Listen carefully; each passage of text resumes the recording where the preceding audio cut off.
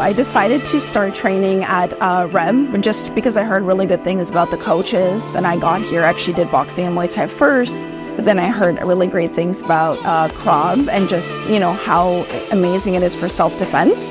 It's all about survival. It's all about how to defuse a situation, how to defuse an attacker, and how to defend yourself in the right way.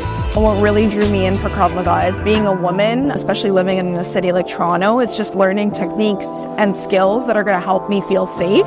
Any day you could be attacked, you could be bullied outside, and you have to know how to defend yourself. But maybe you could be in a bar having a drink and somebody comes from behind and wants to attack you for any reason, or wants to bully you, wants to put you down.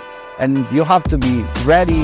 At the same time, you might not be ready if you don't know what you're doing. We do defenses against knives, defenses against guns. We do defenses against, chokes and holds. And I think that's really important to learn. I really recommend to a lot of people that have social anxiety and they might be afraid of arguments or confrontation with other people. I started martial arts because I actually struggled a lot with just confidence and just feeling like myself.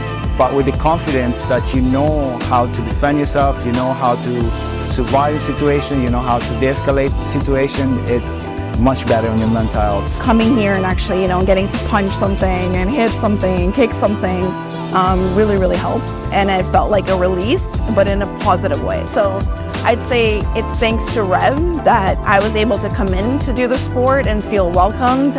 And feel, like a part of the community, and actually be able to learn and feel good about myself. And I think after a couple of years, I feel like I, achieved a lot.